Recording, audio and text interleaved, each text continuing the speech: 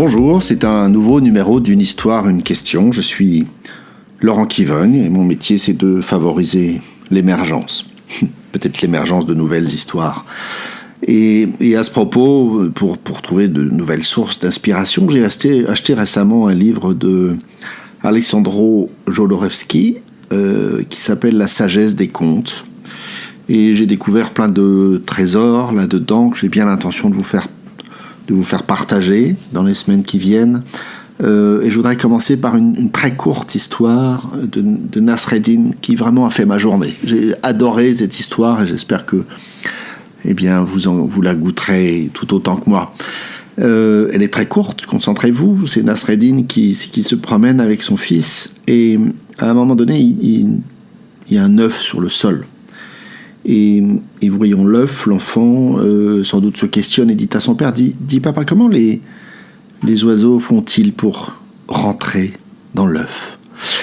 Et là, le père a l'air comme suffoqué. Et il lui dit, mais mon fils, j'ai été hanté toute ma vie par la question de savoir comment il faisait pour en sortir. Et voilà que toi, tu m'ajoutes un problème de plus.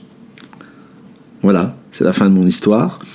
Avant que je vous dise quelle question elle me fait venir, mettez sur pause si vous avez envie de trouver votre propre question. Quant à moi, je songe à un stage que j'anime avec mon ami Alain qui s'appelle Le Voyage héroïque et qui est basé sur le cycle de Campbell. Sans rentrer dans le détail, c'est le cycle en gros qui décrit toutes les histoires, toutes les aventures, qui est une trame commune à toutes les histoires de l'humanité, d'après Campbell. Et il y en a une qui s'appelle le passage du seuil. C'est là où le héros vraiment rentre dans l'aventure, dans ce que Campbell appelle le monde extraordinaire.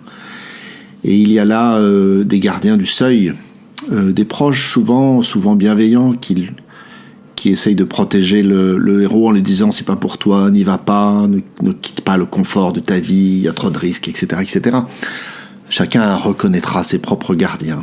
J'aime à dire que ça ressemble à la coquille d'un œuf, qui protège le poussin, le petit oiseau, et qui aussi l'enferme dans le même temps, tant que celui-ci n'a pas le bec et la colonne vertébrale assez solide pour le briser. Voilà, comment l'oiseau est entré là. Au fond, on ne sait pas s'il est entré là. Bien sûr qu'il est né là, donc il n'est pas vraiment entré. C'est une autre histoire. La question que ça me fait me poser, c'est quelles sont les protections dont je n'ai plus besoin et qui m'empêchent aujourd'hui. Voilà, c'est la fin de ce numéro. J'en profite pour vous souhaiter vraiment vous présenter mes meilleurs vœux pour la nouvelle année, qu'elle soit lumineuse, qu'elle soit pleine d'aventures nouvelles et que vous vous débarrassiez de vos coquilles inutiles. À bientôt, cliquez, partagez. Au revoir.